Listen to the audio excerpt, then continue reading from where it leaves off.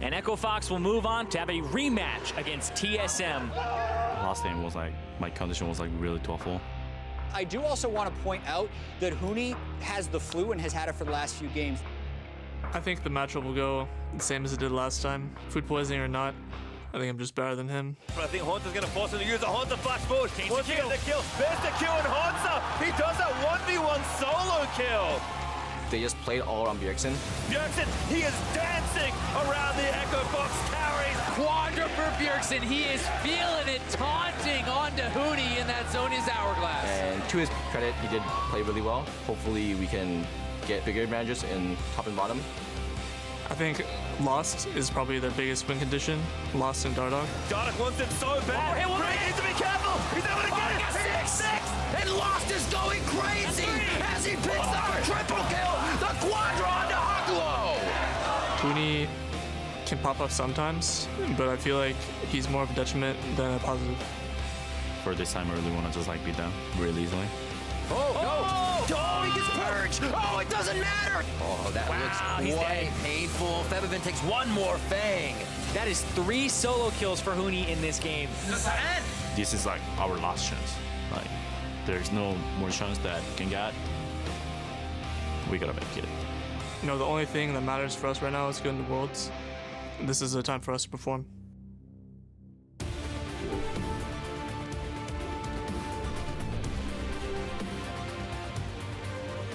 Welcome back to the LCS Countdown. We're about 6-7 minutes away from game 1 here. So as we narrow down, we want to break down this series. Not only is this the first time that TSM has been seeded into the regional qualifier, TSM are fighting to prevent themselves from missing their first ever Worlds. Stakes here in this best of 5 are huge. Yeah, the regional qualifier is an incredibly punishing tournament. It can be the last day your team plays League of Legends that year, or if you win, you get to go to play-in and potentially groups and potentially farther. So you're basically unlocking the right to play the more season.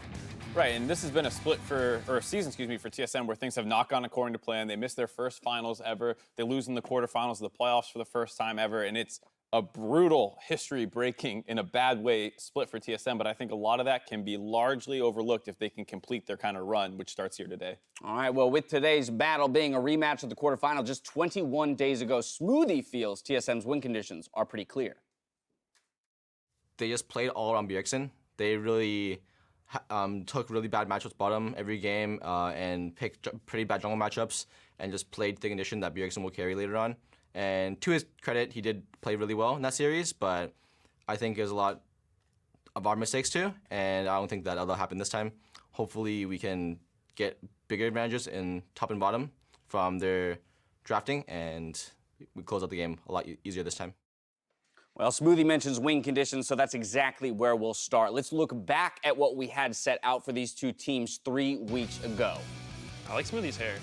Yeah, you like the dyed hair? That's the new win condition? Right. Yeah, I think we'll have to see, because that quarterfinals match was very close, and you heard them talking about how Zven basically took Xayah every game and was willing to lose all the time. Bjergsen had a lot of pop-offs on Aurelia. I'm sure we'll see a lot more focus on that champion in particular in this series getting banned out.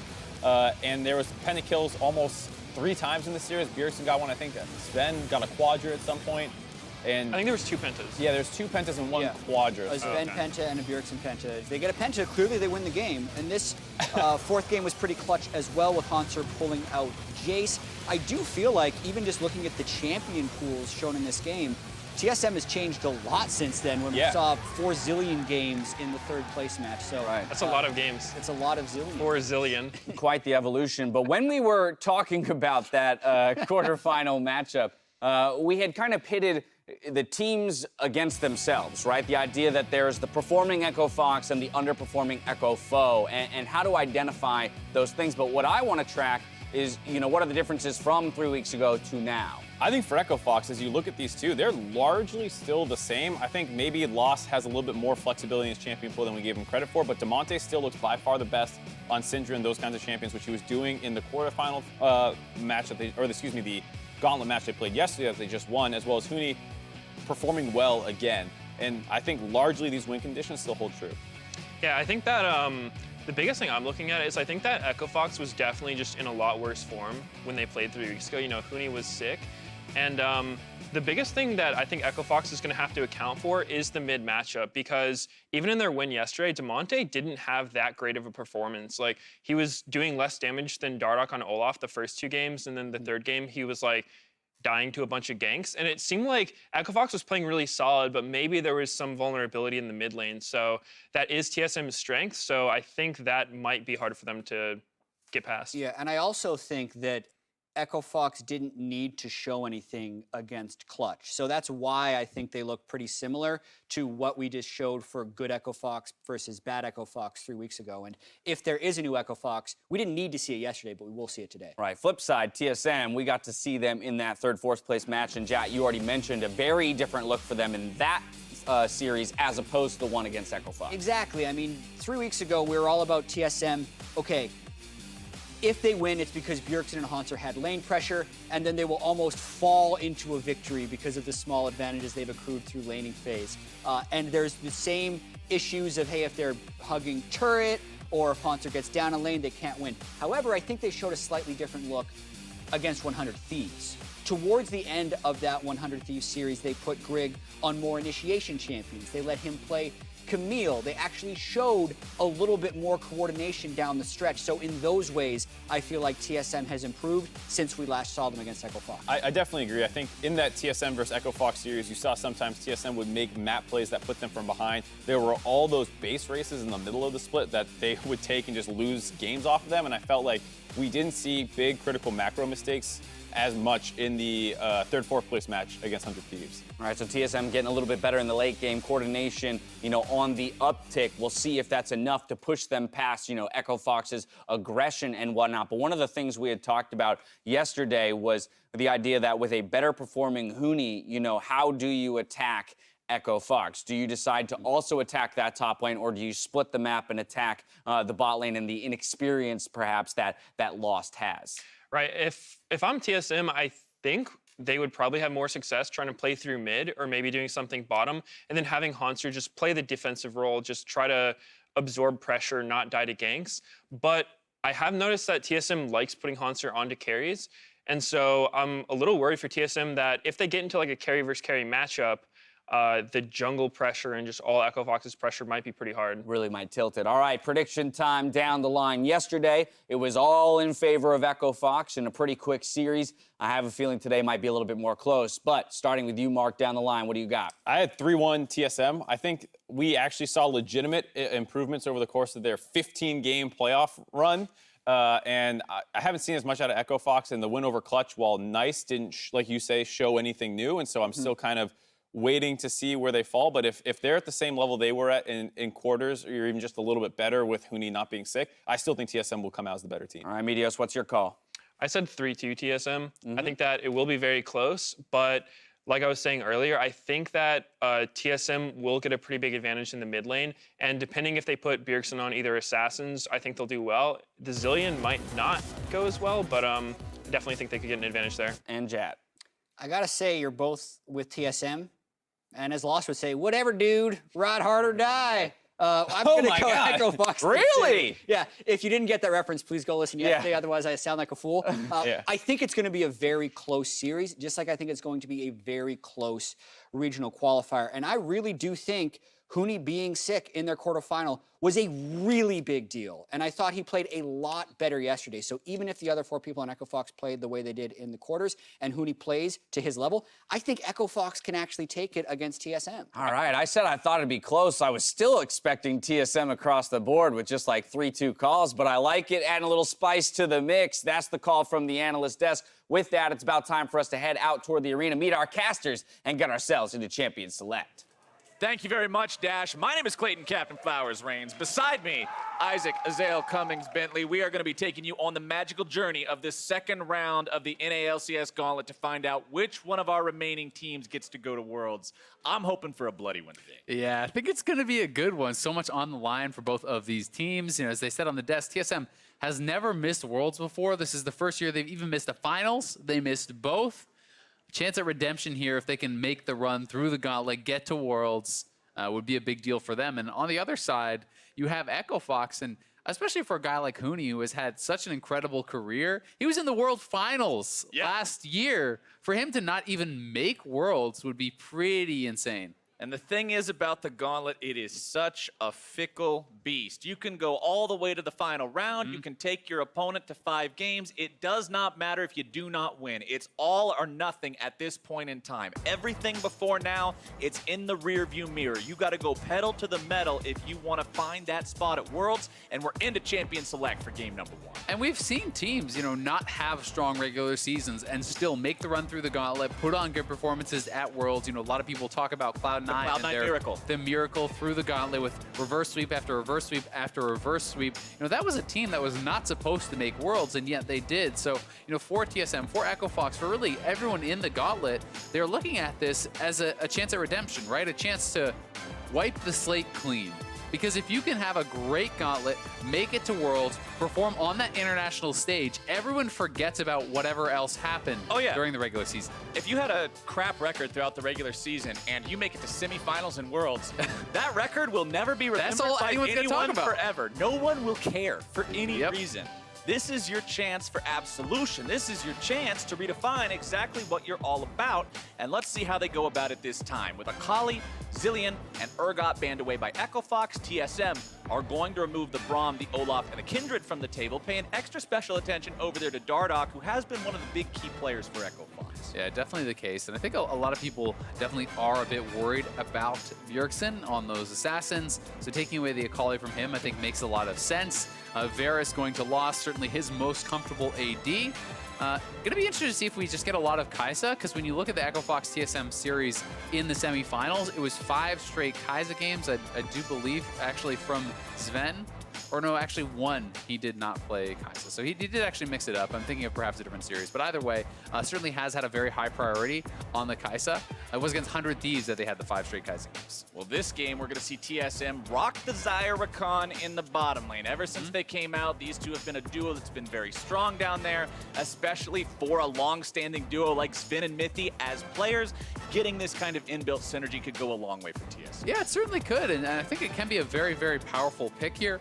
May mean they want to try to play a little bit more around bottom lane, a little bit more around the power down there, but it has not been one of the most common picks for them. Only 2 plays on that Xayah for Zven this split, compared to the 13 Xayah games he has amassed. We're going to see Echo Fox respond with the Morgana, which is one of those picks that can really shut down what Rakan wants to do. Use the Black Shield, block that big engage. Yeah, it definitely can, and it's so scary because as you go in for that grand entrance, if you actually catch him with the binding, you have the Varus ultimate to follow up. There is a tremendous amount of CC and lockdown there, so there is potential for that Rakan to just get straight up killed if he botches the engage, or if Smoothie is able to anticipate that and catch him with a binding. And we've seen Smoothie do a lot of good anticipations, a lot of good reactions as a support player. His Tom Kench saves in particular have been pretty on point and have been a pretty important part of his team finding successes. We're going to see TSM respond to the solo lane pick of a Ryze for Echo Fox by picking up their top laner, Aatrox, for Hauntzer. Yeah, very small chance it could be flexed elsewhere, but certainly expecting it to be up in that top lane, as you say. Urgot was banned out. Aatrox is back in the rotation in some of the other leagues. We have been seeing quite a bit of it in the LPL. No longer some in the LCK. Yeah, exactly. No longer perm ban, and it kind of went from super OP where everyone was playing it to then it got nerfed, no one played it, and then people were like, oh, hey, wait, it's actually still good. And they started playing it again. So we're on that stage of the cycle, but there are a lot of answers you can go, even just along the tank route. Poppy is one that a lot of people do like because that steadfast presence. You can, kind of interrupt his dashes. You can deal a lot of damage to him and kind of be more of that tanky utility style of play that just kind of holds even with him. Or you can look for more aggressive plays. We've seen counter picks come out in the past. Things like the Fiora match up very well 1v1 if you want to go for more of aggressive picks. We have seen Quinn even recently into the Aatrox in competitive play, which is much more of a risky pick, but again, something you can do. And especially when you've got Hauntzer going up against Huni. I mean, we've heard Hauntzer talk before about this matchup and how he thinks he's just capable of taking Huni down like that. And we know that Huni knows that Huni is good. So when these two go together, if you get a chance to see a carry versus carry matchup between two players like that, that's always going to be just absolutely electric. It really is, and for most teams, I would not really be considering the Fiora very much at all, and we still may not get it, but if there was a team to do it, I think it would be Echo Fox. Huni is extremely confident in his own play. This is a guy who I'd heard a lot of back when Aatrox was first coming out and actually practicing some of these counters and being the one to kind of popularize the Fiora, though it was actually, I believe, Optic who brought it out first on stage, the Fiora into Aatrox matchup, I think against CLG, if I can recall correctly. But either way, certainly some potential there. All right, now Syndra locked in for TSM. This one's important because Bjergsen does have a very impressive record historically on this champion, but I will point out that when TSM and Echo Fox played each other last, just a couple of weeks ago, Syndra was one of the champions that TSM lost with. And it was in this exact matchup, actually. It was the Ryze versus Syndra. It's also interesting to see, they didn't decide to save, either of their solo lane picks for last because there was that blind pick mid laner. Bjergsen feels comfortable choosing his matchup now, and they're actually saving the last pick here for Grig. So it is going to be Ornn on the top side for Huni, so more of a standard pick here. And no carry be carry. No, unfortunately, we will just get more of a standard matchup. But we did actually see this, I believe, yesterday in the Echo Fox versus Clutch game. It was the Ornn versus Aatrox in game 1 where they were actually able to pull off a dive very early on, and they don't have the Olaf as they did yesterday, but Zhao is another champion that kind of fits that same bill, that can play very aggressively early on, is very popular in the LPL in particular, gets a ton of play, and definitely can pair up very well with someone who does have that CC, and there's CC across the board here. There's the knockup and lockdown in the top lane for Huni. There's the Rune Prison for Damonte, bindings and ultimates coming out from the bottom lane of Echo Fox. So a lot of places he could gank, and those Zhao ganks early on are incredibly strong. And TSM just had to throw me a bone and lock in the Skarner in game number 1. I love to see it picked up. We'll see how good Grig does on it here this game. You've got plenty of good targets to go for with the pull. You can always go for the mid laner, always go for the AD carry. The support isn't tanky this time around. The jungler isn't tanky this time around. The only thing you don't really want to pull is that Ornn. Yeah, and we'll see if he's been watching your pro tip segments, if he does any butt twists. I want to see a butt twist. If I see a kill that gets away because Skarner refused to twist his butt, we're going to have some words. We definitely are. All right, well, it will be a good one here. Semifinals of the Gauntlet. A lot of lane focus, honestly, it feels like here for TSM. Not a lot of kind of true frontline power. It does feel like this is a lot about winning lanes, a lot about initiation, mid-game team fights. So we'll see if they can dominate. And I really wonder exactly what these teams are going to come into this series thinking about just explicitly from the last time we played. Because we always consider the last time two teams played against each other when we see them going against each other again. Yeah. But it's very seldom that it is so recent, and it was in a exact same situation, a best of 5, right? It went the distance. It went to game number 5.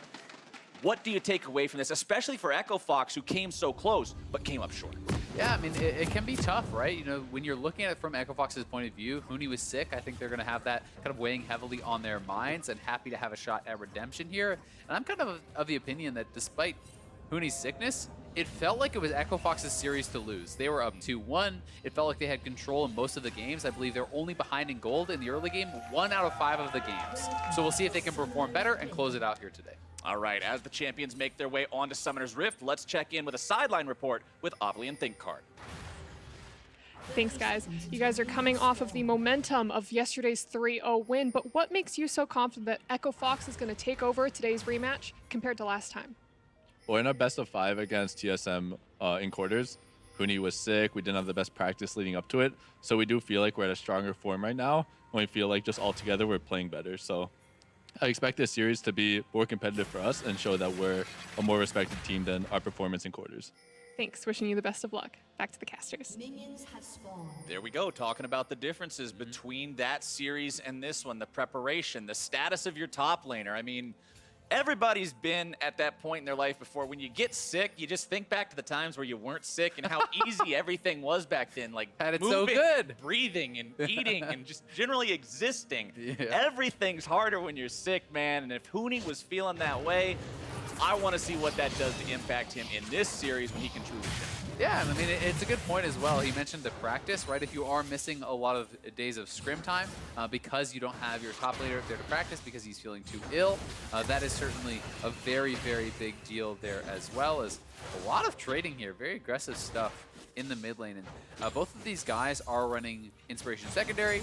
They're going to be running Time Warp Tonic. They are starting with that Corrupting Potion, so a lot of sustain to be had, but you always have to be careful because these low HP numbers will really draw the attention of the junglers, and certainly I favor Zhao in any potential 2v2 early on. That'll definitely pull their attention towards that area of the map, and I always like to see players play aggressively. I love just that playmaking, be the guy who takes things into your control, sets the pace of the game attitude. But even more so when you look at the matchup between the players, when you've got Damonte going up against Bjergsen, you've got this guy who's still relatively new blood going up against one of the most well-known, if not the most well-known name in the North American LCS.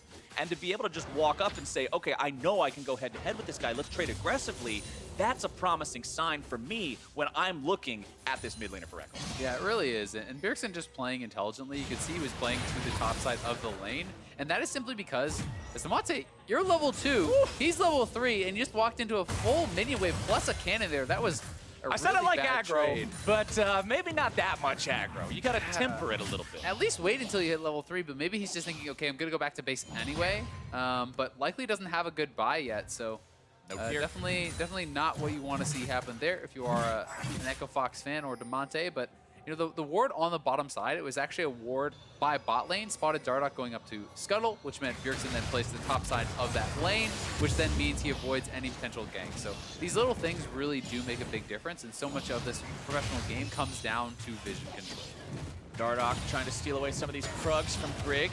Now, for those of you who are not aware, Skarner outside of Spires is very much akin to a melee minion. And going up against something like Zhao, you are not going to have a good time. No. You lose that fight 101 out of 100 times. There's one time you're going to lose it twice. There you go. You do not want anything to do with him. Grig's just going to walk up, make sure he secures that Krug, and stay the hell away from Dardoch. And that's why, again, you know, vision becomes so important. If your team can track where Xin is, and Xin is not dying, well, like you say, if it's level 2 or level 3, you run into Xin, well, you're not feeling so good. No. If by the time you're 6 or 7, Xin hasn't killed anyone and you're farming you're cruising. You're feeling great. You're fantastic. So that is really what Grig is going to be looking for, just trying his best to avoid any real fully committed fights while he farms up and hits 6. But that is partially why you see Dardoch playing aggressively, trying to take away some camps from his opponent, and being able to go for both of those scuttles as well is going to mean that as he clears the rest of the map, he is going to be up in experience. Grig clears out some of his own Raptors. Neither jungler has really found an opportunity to do a whole lot just yet. Bottom side, it's lost, taking some damage, but Mithy's going to be forced back now as well. Down to about 100 HP. Summoner spells still all 4 standing for both sides. I think he actually was dead if that piercing arrow hit. That was so close to him, actually. Just barely missed, and with that W active, I think it would have been a kill. There's, you know, double cleanse. It's not like there's a heal available to actually save him. So that was pretty close to being a first blood in the 2v2. And TSM have got to be careful down here. And for Zven and Mithy, remember, these guys are coming over from winning so much in Europe, being a part of the G2 lineup that just dominated that region. They come over to TSM. They're creating this, what everybody sees as a super team of collecting the best talent in the West and putting it all together with the goal of doing well in international competition, succeeding where they weren't able to previously find that success. And it just hasn't been there so far. And especially, Mithy's had some rough games throughout the season. Yeah. It seemed like he hasn't had the coordination with the rest of the team. He's been caught out at different times. Things have not gone the way they wanted them to. So this bottom lane in particular is 2 guys that I'm always looking at in these TSM games to say, all right, when are we going to see that step up? When are we going to see those championship level plays? Because they have showcased them, and when they do, it does look damn impressive. Yeah, it really does. And I would say often when they're showcasing them is the late game team fights. I think that Zven is exceptional with his team fighting, you know, mid game, late game. So that is certainly often why they kind of play this more passive style. And you can see 3-man mid here looking for Bjergsen. The Ornn horn, baby! Under the turret they go, and first blood goes to Dardoch. But it's a return kill. Bjergsen goes ahead and pops off the ulti just to make sure. Nice proactive play there from Echo Fox, but honestly, if you're Bjergsen, you'll take that. You got 3 members mid, the ultimate out from Huni on that roam, and Dardoch's flash, and you traded back a kill, so pretty damn good. And Hauntzer trying to zone Huni away from some of these minions. Pretty explosive start there. And I mean, I mentioned that last time Bjergsen lost with this pick against Echo Fox, but he's got an amazing record with it. It's because he knows the potential of his champion. Yeah, and this was honestly a really nice ultimate there from Huni, getting the redirect right onto him. But Bjergsen gets his combo down, drops the ultimate, and that in addition to the turret, is able to burst down Dardoch and trade back a kill. So gold remains just about even off of the play. But it's good to see Echo Fox being proactive, especially when you do have that Ornn. You love to see the Ornn getting out of lane, looking for plays around jungle, looking for plays around mid lane, because that ultimate can be so powerful. And you're not really going to need it for the 1v1 against Aatrox, where it's very unlikely you will be getting a solo kill here. I mean, why would you be looking to go into a real 1v1 against him? Anyway, Damonte trying to go in now with the portal. Once again, Echo Fox looking for Bjergsen, trying to keep him down. Yeah, that scatter was very nice. Got to throw a little bit of criticism the way of Smoothie, though. No Black Shield coming out that I saw. You know, perhaps could have actually Black Shielded Dardoch and allowed him to have that time to close the gap. Instead, it's TSM. With that failed play mid lane from Echo Fox, they're going to start up the Infernal, and it looks like it will just be there as the Dardoch is up on the top side of the map by the blue quadrant, clearing his wolves, so well played here to TSM. First Drake, first Infernal Drake. Over to your team just 8 minutes in. Feels very good for this TSM squad. In game number 1, when these two teams played in the quarterfinals, actually, it was a big fight that broke out around the first Drake that set Echo Fox behind for the majority of that first game. And obviously, they learned their lesson from last time. This is what I'm talking about, adaptations. Even though it's an Infernal Drake, man, that thing looks juicy. You want to get in there. You want to fight for that, but there was no way they were going to get in. Nobody tried to do anything. Concede it and move on. Yep, they are going to be able to grab that for themselves on the side of TSM. And it's interesting to see Grig here also going for challenging smite on the Skarner. And, you know, very often you do see the chilling smite, people, you know, wanting the extra move speed, being able to close the gap and get those ultimates off. But this is going to be a bit better dueling against the Zhao. If Zhao is going to be invading you and getting up in your face, you have a better chance at skirmishing. Maybe you're going from melee minion to a cannon? Yep, you're a big old cannon minion now. The way I always like to describe it is, at least in solo queue, Chilling Smite's probably a 4 out of 5 games buy for Skarner. The remaining game is one where you're up against something that is a capable duelist, like a Zhao, like a Graves or something similar, and you know that if you get into a fight with this guy, you are going to need that extra armor that being a cannon minion will provide, or the power of a red smite if we're talking in actual gameplay terms. So I like the pickup for fighting against the Zhao. Of course, you've also got your big initiations coming out from your Rakan to make sure that you can still get pulls off once the team fights come around. The Chilling Smite won't be missed in that regard. But Echo Fox is still a team that's scrappy, Azale. This is still a team that we have known for just always looking for where can we win a fight? How can we set up a fight? And that's still what I'm constantly looking for from them this time around. Yeah, and they have been trying to find those fights, but as the observers were just showing us, the vision has been very, very good for TSM. I mean, there was a ward in the far brush in the lane, so Dardoch couldn't go for a lane gank. There was a ward in tri-brush, so he can't come from that approach. They have the scuttle control, so he can't come through the river. There's nowhere that he can go to actually get down to that bottom lane, because they were looking to actually combo with Smoothie and Lost now that they have hit level 6. If you can hit the Varus ultimate into a Binding, into a Zhao, into a Morgana ultimate, there's so much. You're dead before that sentence is done, man. Exactly. So deadly if they can chain that CC together. But so far, like you said, TSM's doing a good job of just stalling, buying that time, allowing themselves to get to that late game team fight you were talking about where Zven and Mithy can really shine and show off the caliber of players that they are. And we know that Bjergsen on this Syndra can do the same thing, putting down the damage. Of course, when you also look across the board at Echo Fox, you do have Lost on this Varus pick that, as you mentioned in Champion Select, is one of his signature picks. This is the champion that this guy can work his magic on, as Damonte finds himself stunned up by the Scatter of the Weak. Grig's not going to go any further there. Damonte's flash will be prized enough. Dardoch hanging around to the side means they're not going to go in any further. Huni looking to find the 1v1 here onto Hauntzer, brings him low. Oh, say it ain't so. Ooh, you hate to see it happen. You really do. You really do. Pause comes down. Not sure as to the exact reason yet. We'll keep you guys updated as we get information. Right as Hauntzer falls down to, let me check what that is, 41 HP. It's not a lot, but he does have his ultimate active. He actually popped it before he got hit by the Ornn horn there. So he will be reviving, and then the question is just if Huni can kill him again after that. And the answer, spoiler, is very, very low chance because he's already used all his abilities to actually get him this low. So you are expecting Hauntzer to kind of slink away, maybe be forced back to base. But Huni laning aggressively here and certainly looking like he is on form, at least in game number 1. You know why this is happening, right? This solo kill? Because earlier we said there's no way that Ornn solo kills Aatrox. He's not solo killing him. He's forcing cooldown. He's forcing his ultimate. All right, sure. He's just forcing the ultimate out instead. But either way, Hauntzer's on the losing end of this one. He'll likely be downed into that pseudo Guardian Angel form when the game does resume. But if you look at the state of the rest of the game, jungle farm pretty much dead even, which, as you mentioned earlier, does favor Grig on the Skarner as he's going to scale. He'll be able to do more in the fights later.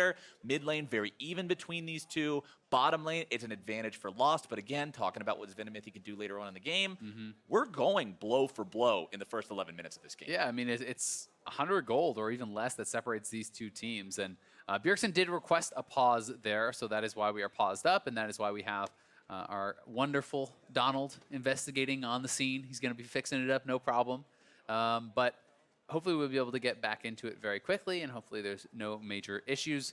And when you do talk about an even game, then you have to start looking at, okay, well, who does team fighting favor? Who does the late game favor? And both teams kind of have, I think, their strengths and weaknesses in that regard. When you talk about a Zhao versus a Skarner, in the team fights, you generally would rather have that Skarner, I would certainly think, as you're getting towards the later stages. Aatrox versus the Ornn, if it's a head-on team fight, you'd think you'd much rather have the Ornn. For Aatrox to really be effective in those teams fights, you have to either get a flank or be in a side lane or do something like that. But really, it's fairly even, I would say, down the line. Xayah, Rakan, incredibly strong team fighters. Morgana and the Varus obviously can be as well. There's a lot of kind of team fight power, as well as the ability to 1-3-1 on kind of both these teams, or even 1-4, because you could send Ryze out to match Aatrox. So there's a lot of flexibility in these teams, and I think certainly no clear scaling advantage to either side. And I'm going to keep my eyes especially on Smoothie as we get into these big team fights, because once again, we're going to approach this from the point of view of someone who only plays one champion. Skarner versus Morgana is a game of mind games. Yeah. Constantly. You're always trying to jockey for positioning where you threaten onto two potential different targets at a minimum with your flash ult so that you make Morgana guess, and in the split second that she has to guess between whoever it is she has to save, you go for the other one. That's the entire mental game between Morgana and Skarner as the game goes on. And Smoothie, I applauded him earlier during Champion Select, saying, I've seen this guy come in with clutch saves on picks like Tom Kench, doing things to keep teammates alive when otherwise they're dead to rights. And this game, it's his responsibility to make sure he's shielding those value targets and keeping them away from Grig's ult. And I would say if it was just the Skarner that he had to worry about, then hey, you should expect him to get it more times than not. Yeah. But when there's also the Rakan engage, when there's also Scatter the Weak, when there's magic damage that can be coming through to actually break that up, it becomes very, very difficult. Because as you say, yeah, Skarner can be flashing forward, as Mithy can be ult engaging on someone else, as Bjergsen is hitting a Scatter the Weak and one-shotting someone else. It becomes very, very difficult. And you can say, oh, well, just Black Shield early. But that's going to get broken by one spell here from the Syndra. So certainly a lot to think about here for Smoothie. And I think that Morgana is a very, very strong pick in the 2 versus 2. But we'll see if he can actually find that effectiveness in the team fighting, because that comes down more to how he's able to play it out. Quick update for you guys. We'll be getting back into game here in just a couple of minutes. The issues are being resolved pretty quickly from what I'm being told, so it shouldn't be too much longer before we are back on Summoner's Rift, getting this game going once more. But we talked about Smoothie. We talked about the junglers a little bit. We talked about the top laners because, of course, where they're sitting. But now I want to talk about the mid laners, because I want to go back to what we were discussing earlier when I brought up Bjergsen and the Syndra and the fact that he lost on this champion in the last series against Echo Fox in the quarterfinals. And when I was rewatching this series and I was just sort of trying to look at trends and why things were happening and how they seemed similar, Bjergsen won on champions that he had autonomy with.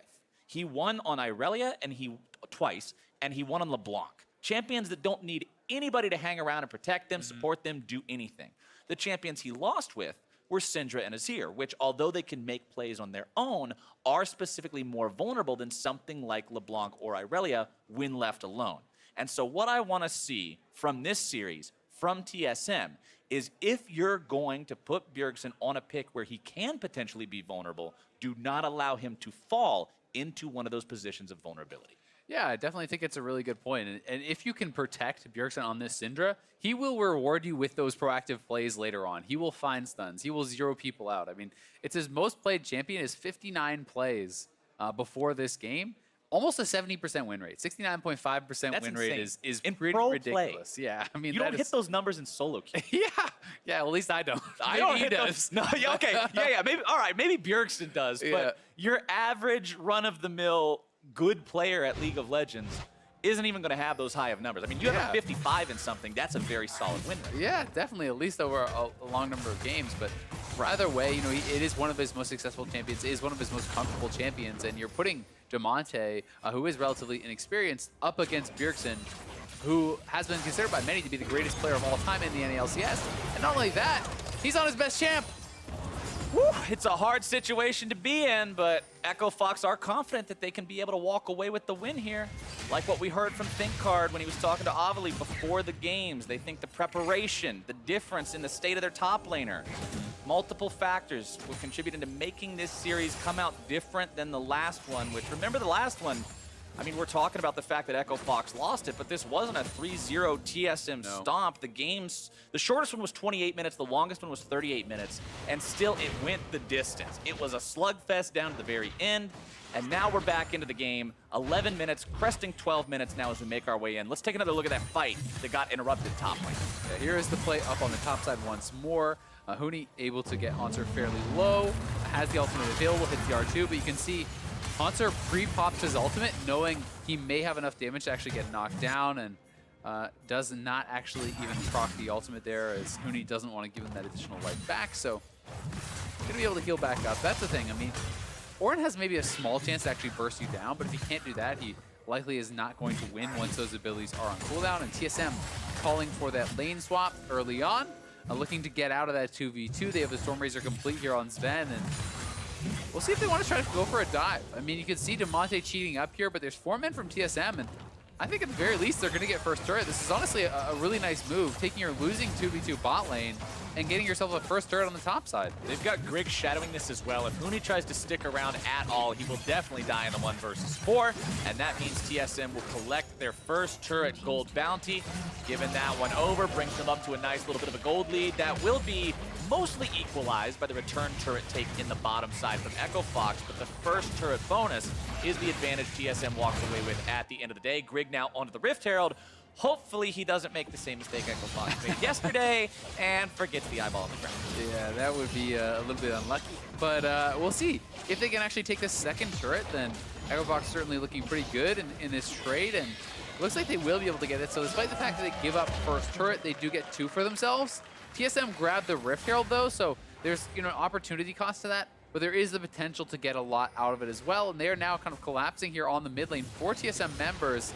They're going to look to try to bully down this mid lane. Flash ult available on both Mithy and Grig. Grig, no Predator just yet. Is still waiting on that cooldown to come back up onto the boots. TSM just continuing to roam around as a squad, though. Push these lanes up, put themselves in a good spot, maintain priority, and make Echo Fox answer. When you're up against a scrappy team like this, when you're up against guys who are always looking to force the fights, just make them play around objectives instead. Honestly, really nice job here from TSM. They do end up getting the mid lane turret. I would prize that pretty highly, and they're going to move it over onto this dragon. So pretty good objective play. The gold is basically dead even. TSM's only real advantage has been that dragon. Oh, the TP's coming in from Huni, though, behind TSM. This is going to be a big team fight. That's 4 hit by the first part of the Horn. It's going to be 3 knocked out by the second. The root comes through. It's a lot of damage going in onto TSM right now, but can Echo Fox follow it up? Hauntzer onto the front line, going to be taken very low, but Bjergsen has bursted Huni. It's a 1-for-0 plus a Drake going the way of TSM. Yeah, Huni, it just felt like he really wanted to get something there. He's already committed the ultimate, committed a TP. The dragon was gone, and it looked like the rest of his team was trying to back up. But Huni is going forward. He goes down while Hauntzer just gets to use that ultimate to come right back up. And TSM is already pushing on the bottom side as well. Really making some nice moves around the map. At the same time, Echo Fox does a good job answering. They're saying, all right, the fight went bad. We lost a guy, we lost a Drake, whatever, regroup, see what we can take. There you go. Go middle, find that turret. It's still going to be 3 turrets to 3 overall. Echo Fox does a good job at answering TSM's objective game in that respect, but this fight just doesn't work. Yeah, here is the TP from Huni one more time. The engage is good, but you can see Echo Fox is not really fully committing to it. Damonte was chasing over to Grig, and then look at the rest of Echo Fox. It looks like they're backing off, right? Like this 3-man squad is moving out as Huni is going in, so some poor communication and coordination there from Echo Fox in the team fight, and TSM simply turns on Huni, bursts him down, and then is able to get out. And while the gold is very, very close, not a big deal on either side, it is TSM with 2 dragons to 0. One of those being Infernal, one of those being Ocean. More damage, more regeneration. Serve TSM pretty well as time goes on. And you also have to take in consideration the fact that not only did they get those 2 dragons to 0, they got it with a bottom lane that was losing. So that kind of just means they have outmaneuvered their opponents across the map, and certainly you're going to be happy, I think, about their position from here. That being said, Echo Fox still has easily the potential to win a team fight and you know, flip this game on its head. Especially with items coming online now. Both AD carries have had their first item done for a while. You've got the Luden's Echo on the Syndra, meaning the burst is that much scarier than it's normally going to be. Still stacking the Archangel Staff into the Seraph's Embrace for Damonte's Ryze. He's up to 500 out of 750 on those stacks. Black Cleaver also done for Hauntzer, means that Aatrox's big first scary bruiser item is done. He's moving on to the second one with Caulfield's Warhammer in the inventory. As the gold still only stays 600 apart, Azael.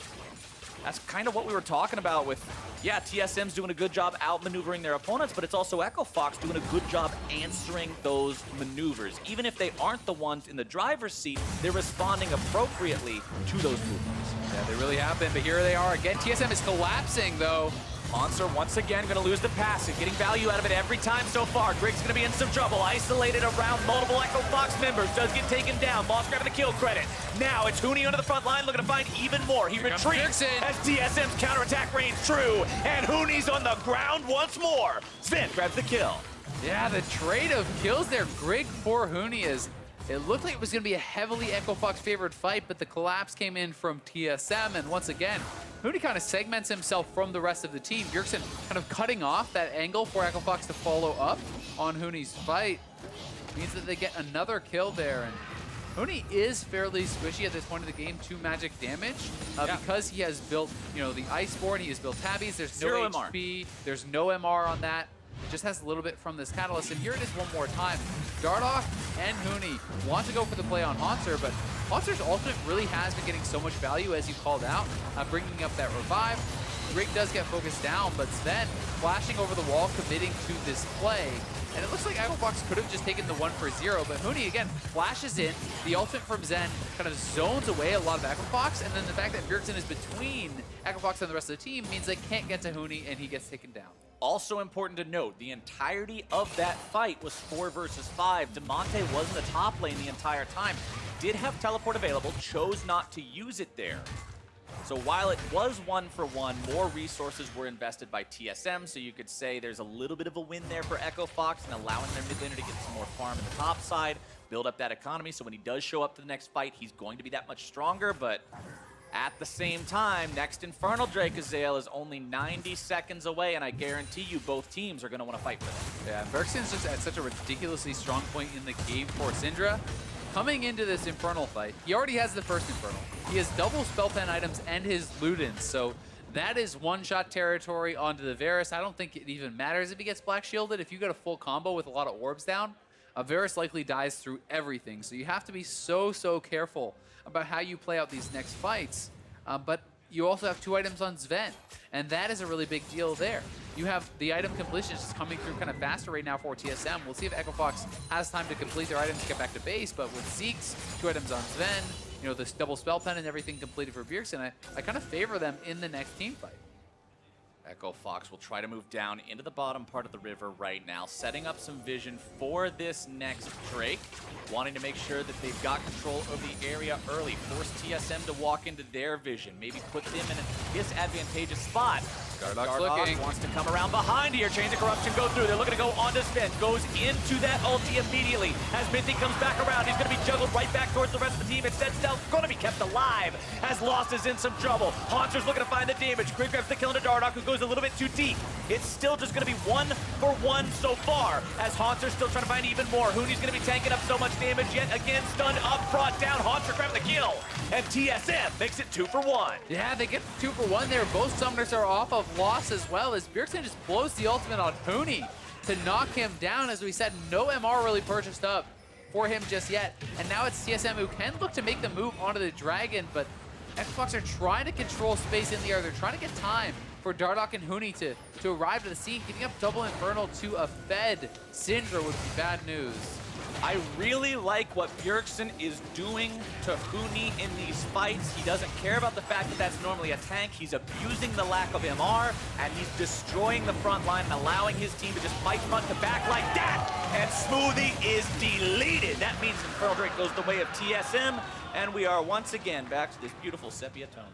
We are back to a pause here, but TSM in full control now. Double Infernal really is a huge advantage here, especially when you are looking at these damage dealing characters. You have a DPS top laner with the Aatrox. You have, this is kind of assassin mid laner. Yes, it is a mage, but essentially the way it works is similar to assassin, because if you can get past the damage threshold of a 1 combo, I kill you before you move. Exactly. You become so much stronger. Like, being able to 100% someone is ridiculously better than being able to 80% or 90%. And with double Spell Pen, with the Ludens, with double Infernal, Bjergsen likely is going to hit those sorts of numbers. And it's also part of the reason he could attack Huni here, who hasn't built any flat MR. He's facing up against a lot of flat Spell Pen here from Bjergsen. And Bjergsen has just been able to kind of execute the tanks. Quick update on the pause this time around. It was called by Smoothie, who says that Bjergsen's E, the Scatter the Weak, the stun, was invisible to him in that last fight, and the refs are now investigating this to see if that's actually how it worked out, if that's the state of the game right now, and then we'll see where we go from there. So I'll give you guys more updates as we get those, as they become available. But right now, this game is starting to look more and more in the favor of TSM. They've got a couple thousand gold lead. They've controlled every Drake so far. Yes, the turrets are close. Yes, the kills aren't just running away quite yet. But it just seems like Huni's over-aggression is punished every single time by TSM. Yeah, I mean, honestly, the team just doesn't really look on the same page when you see that Huni is kind of moving forward. Oftentimes the team has been moving backward, or the team has not been ready to kind of follow up on any potential engage from him, which to me speaks more about kind of mismanaged communication and poor communication than it does about, individually they're messing up. It's more just, okay, hey, maybe those Huni engages are great if everyone is expecting it and everyone is flashing forward and everyone is following up, but when that doesn't happen, you're just throwing away your life. All right, well, we should have a replay here in just a second of Smoothie's last death against Bjergsen and up against that Scatter of the Weak that he said is experiencing a visual error. So let's take one more look at that. Yeah, so here we have those balls out on the ground, and there is the Scatter of the Weak. Obviously, we can see that on the Observer client. Doesn't mean that he can necessarily see it on his own client, and we do have the ability to actually see what it was like from his point of view. So the refs will be investigating that to make sure that it was what's on his screen, not just what we're seeing. But very clearly there to us, you could see the orbs on the ground. Scatter the Weak hits him. He gets exploded by a very fed Syndra. Which, of course, leads us to 2 Infernal Drakes for TSM. And when you're considering a gold lead, you've always got to count the Infernal Drakes as an extra bonus on top of what's already there. And I always just think that anytime there's an assassin or a Syndra or a burst sort of champion, they're worth multiplicatively more because, again, of hitting those certain thresholds where you can It's a yes or no, right? Exactly. And that becomes so scary for Echo Fox. And honestly, even if Smoothie doesn't go down there, perhaps he's able to back off, but I don't think they have really any chance of actually challenging for that dragon because Dardoch and Huni still weren't out on the map. You don't have a smite, you're down a member, and very likely not going to really be able to contest there. That being said, miracle steals have happened. Yep. It's always been a thing before. It'll always be a thing in the future. And one thing I'm also going to point out now, if you look at the inventories, Huni still has 0 magic resistance. It looks like he is itemizing towards magic resistance next. He has a Kindle Gem, he has a Ruby Crystal that could be built into a Spectre's Cali, could be going for a Spirit Visage there. There's a lot of options, but no magic resistance. Yeah, it's interesting because I actually feel like if you have the Kindle Gem plus the Ruby Crystal, you're going Warmogs, so you're actually still not going MR. Yeah, you could be going Warmogs too. There's a lot of choices. And to be fair, if you hit a certain amount of HP, if you build enough HP, it becomes no longer worth it for Syndra to actually use the ultimate on you, even without that MR. But I would have expected from this situation to see him complete his Abyssal, right? Like, that's why you have the Catalyst. You pick up some flat MR.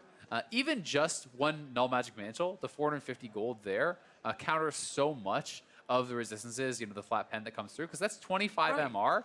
For the Oblivion Orb plus the Sorcerer's Shoes, that's like 2,600 gold for 30 flat pen, or you could spend 450 for 25 MR. Right, you're negating a ton of what it is, and at the end of the day, it feels like there's a lot more value in that than grabbing another Ruby Crystal. For sure. I completely agree that he should be at least grabbing that up to deal with some of the bursts that Bjergsen has been putting down. But we have a lot of items that are going to be pretty quickly coming through for Echo Fox. Once we have Lost on the Rage Blade, that is going to really kind of ramp up his damage. That, in addition to the Blade of the Ruined King, is going to be helping him to punch through a lot of the HP that Skarner in particular has built up.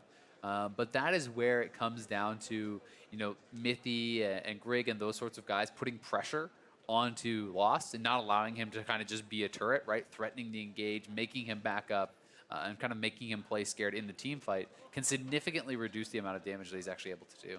And talking about the items we're seeing completed, I want to go ahead and touch on the build from Dardoch now as well while we're still paused, because a lot of times you see Xin Zhao's go with aggressive builds. You see a warrior into either a Trinity Force, you see sometimes like a Sterix Gauge or something similar, a bruiser type item. But this time around, it's strictly supportive role after the warrior. He's gone for the Knight's Vow, wants to make sure he keeps the carry safe with that. Then he's got Quicksilver Sash, just so he can't be pulled by the Skarner. I still stand by what I say in Champion Select, where anybody other than Huni is going to be a pull that can win you a fight. Just because you have a Knight's Vow doesn't mean you're getting away from it. That's not a real tank item. So I like the fact that he picked this up because it means he can get himself out of those bad situations and still be useful in these fights. Yeah, and unless you're snowballing, it's not worth, I think, building pure damage. Grabbing some utility here. It's going to be about team fighting. Makes a lot of sense. But I believe we are going to toss it over to the guys at the desk to talk about the game until we're back into the action. Oh, hello there. Quick break while we chrono break back to 2102. Sorry, I was getting all the info in my ear there, so I was listening very intently so I could pass the information along to you, the viewers. But a chrono break has been offered to the side of Echo Fox because Smoothie on the Morgana could not see the Syndra E and the orbs coming towards him. Would have probably black shielded, I guess, is the assumption to maybe save himself from death, but offering a chrono break back to 2102, it has been accepted. So while that is all reloading back onto the stage, we're going to take some time to talk a little bit about what's been going on in this series. Jat, I know in particular you wanted to talk about Huni, and in particular his play on tanks. Yeah. Since Huni is a player that so much identifies with carries, we started the conversation during the game of how well does he judge his damage and the damage he can tank on tanks? Because I was kind of the opinion when I've seen Huni play tanks, at least on SKT, he looked really good in tank versus carry matchups, because I think that stems from his understanding of carries. But I also think that in tank v tank, like playing pure frontline, I think he makes some questionable decisions. We're going to roll through 3 team fights right here. One big part of playing a tank that I think doesn't get talked about a whole lot is knowing when to go in. A lot of it is not just looking at the other team, but it's watching your team as well, like knowing you have the follow-up. And in both of these exchanges, it looks like Huni just wasn't on the same page with his team. You see his whole team is hitting Grig back here, and then Mithy goes in distracting them. And then Huni flashes in while his team is zoned by Xayah's ultimate, so he just ends up getting killed. So whether that's, Huni going too far in or his team not following up, there's definitely some disconnect that's been going on. And that last point's what I want to look at a little bit, especially in this replay where I think Echo Fox have a good chance to win this fight. After they kite out here, the stun goes off, the root goes off, and you're looking at Hauntzer, and that ult's about to time out, and it feels like Huni's the only one who's really aware of that. And if the rest of his team was hovering closer behind him as he CC'd Hauntzer, then they can probably get that kill. But it's one of those things where synergy is so much more important than who's ultimately right or wrong. Because Definitely. looking at that, you can say, I believe Huni could actually make a case like, listen, his ult was about to wear out. Was no one else aware of this? Like, why are we backing out? We were the only 2 guys there, and my DPS was closer, so if we just killed him, we win. But it doesn't matter if your team's not on that page and the call is back out or something. Looking at that last one specifically, I actually think that I think they could have gone in Echo Fox, but I do think Huni went in too early because if you just look at the positioning, Lost was like, what, 30% health? So I don't know if Syndra had flash, but like, Syndra creates a huge zone that you have to respect, and Damonte was still farther away than Bjergsen was. So, like, knowing that the other team's going to get reinforcements before you will is a huge part of the game, and I think that sometimes, like, people will miss it, and it seems like Huni's been overextending a little bit in these fights. Yeah. Absolutely. And these are kind of just general team fighting skills that are intangible, right? Huni, in a lot of games, is going to be a head and gold, CS, but Impact, to me, is the best team fighting tank versus tank player in the league. So he will have a larger influence on the team fight because of how well he pushes and pulls with the rest of his team. And in this game, even though Aatrox isn't a pure tank, I would argue that Hauntzer has had a much larger effect on frontlining in team fights with how much damage he's been able to soak with his ultimate while not dying. Whereas even if Huni's making like good initiation plays, getting out a lot of damage, he's not pushing and pulling, he's just pushing. Right, I think that's a great example in the second replay we saw where Grig wrapped around the side. He identified Grig as the more threatening target and actually used his E on him as opposed to getting ready to use it on Hauntzer so they could chain CC and kill Grig. But then after they get that first kill, it feels like he's in, we're winning the fight mode. In the meantime, Damonte was up in the top side, never collapsing on that fight. So even after you kill one, it's still a 4v4. Yeah, I do think that Echo Fox has this like go, go, go mentality, which, it's good. Aggression's great, but it needs to be balanced out with a little bit of like reservation sometimes, knowing when you shouldn't pull the trigger. Yeah, I mean, we talked specifically, about Huni and a bit about yesterday, his performance in the lane against Solo, both, in a tank versus carry matchup, playing against an Aatrox there, but also playing both sides of the Urgot matchup. I mean, he's definitely at the moment charged with, it seems, the role of understanding, well, multiple roles, right? In terms of like the tank version of a top laner, the carry version of top laner, and then the matchups across, all of that. And so I guess my question to you guys is, is Echo Fox as well with this knowledge putting him in the best position to succeed? Are you suggesting that there's an adjustment to be made to make Huni more successful if he has certain deficiencies when playing tank champions? I don't know if I would.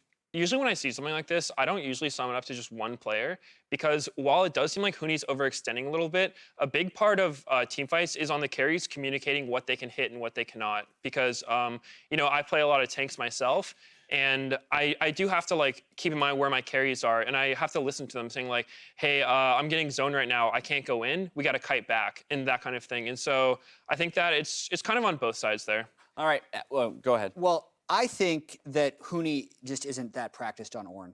Straight up. Last series, so yesterday, he landed the 4-man ultimate near the base gate wall of the opponent. He got 4 of them in. Then he tried to E through the base gate.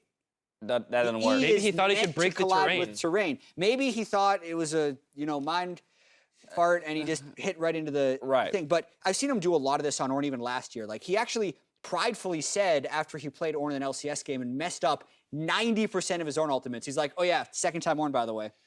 Right? He's so confident that he can play everything, and he's so good at carries, he needs to be able to have, like, you only have so many hours in a day. He doesn't put that many hours in on tanks, so I think it shows when they pull it out on stage. Well, and even yesterday, he's kind of getting some reinforcement where he played the Ornn Aatrox matchup. They smashed it, and then 20 minutes later into the game, he's in a side lane versus the Aatrox getting a solo kill, and it's like, okay, that's probably going to make you think you're really ready to play this matchup, but then you play it in a closer game, you play it where the enemy mid laner is a Syndra who's pretty strong, and suddenly you're starting to play too far forward because you're not 2K gold up. Yeah, one point you mentioned that I really like, and I don't know if it always gets touched on, is every pro player wants to think they can play every champion. Like, if you ask someone, hey, can you play this? Like, if someone asks me, like, Midas, can you play Lee Sin? I'll be like, I know what the champion does. Like, I've won an ARAM with him before, but like you've won a Worlds game with him people before. like sure, maybe you can have a good laning phase, maybe you know your champion, but like to really know how to play it, to master your champion, you need to know everything, not just the lane, not just how to carry one ahead. You have to know like how to use all my abilities, every matchup, how much damage I can deal, how much I can take, and those mastery levels just come with lots and lots of games. So I think that people aren't always the best at self-evaluating how good they are. Well, and there's a difference between like I know what the champion does and I know how to execute on it, and like the knowledge level being almost instinctual versus like, yeah, if I can look at this play and know what I should have done and what buttons I should have pressed versus on like the Lee Sin topic, Sven Skarner this weekend, right, with that kind of intuitive play with the ward flash kick. Right, like a lot of players can execute that if someone tells them go do that, but to see that in the moment and instantly executed is a different level of knowledge. Well, that conversation devolved, but in a fabulous way. I enjoy it. And on the other side of the break, we'll talk a bit more. But as the issue is resolved on stage, we're going to take a break. And as we go, here's another look at the newest league cinematic for Odyssey. Happy birthday, big guy. Just a sec. There. Hey, dummy. Do you ever dream of a life among the stars? Well, now you can live that dream aboard our magnificent ship, the Morning Star! Let's meet the crew. First up is Malphite, big boy with a heart of gold. We're still working on his temper. Then there's Yasuo, our captain. Nothing faces this guy. Watch. Heads up!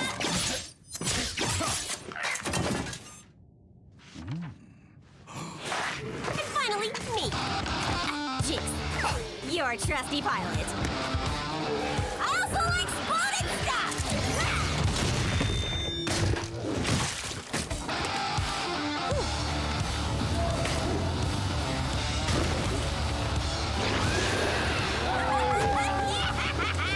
But wait, there's more. We do all kinds of junk, like recreational activities, hands-on medical training, and team-building exercises.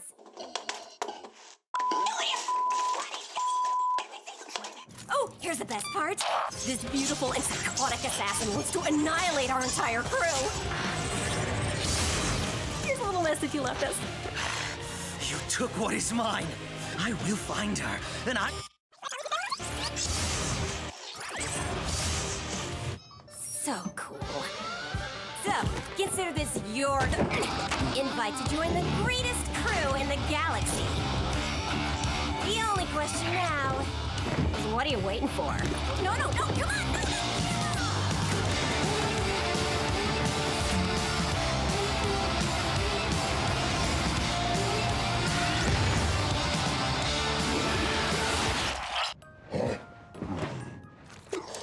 So, kid, what do you say?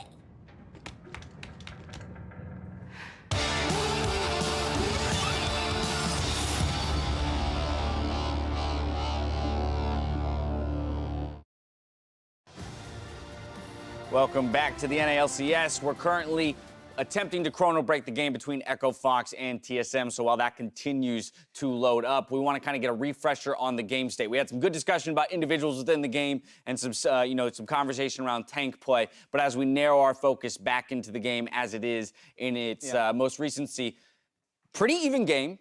Kind of posturing around this dragon. How do we feel both of these teams have performed up to this state? I actually think this has been a much better series so far. I mean, it's very early on in it, but what we've seen has been a much better series than the quarterfinal matchup that they played, where I think both teams are actually playing fairly well. I still think, obviously there's things to improve. We talked a lot about Huni, but for the most part, these teams are playing their comps and the macro game around them well.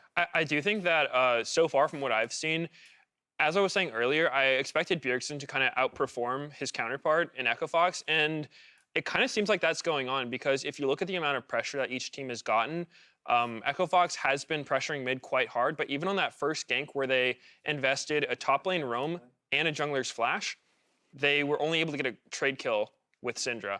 And then also on the second gank, Syndra was able to survive a 3-man gank without flash, so just a lot of good plays coming on. And then Damonte like did a very, very conservative flash when he saw Skarner for the first time. So I think a mid advantage definitely going TSM's way. Yeah, and I think that TSM has been a little bit more proactive, but that's not to say that Echo Fox has been slouches in reacting to it. So there was a sequence in this game when TSM lane swapped that we're going to pull up and kind of break through. It was about a 2.5-minute sequence that we thought was actually very well played. So this starts with just normal trading in top lane. This is, I believe, after Huni had burned the ultimates between the two top laners, and TSM decides to swap. First thing, notice Huni's actually warded the lane brush in case that happens. A lot of times you'll see that AD carry support come up and get a kill. That doesn't happen here, and a lot more happens. Right, and I think what's interesting to note about this one as well was TSM did a similar lane swap in that quarterfinal matchup, but they did it at a time where Echo Fox's bot lane was still in lane and pushed up to the turret, and they got such a massive tempo advantage, it cost them thousands of gold.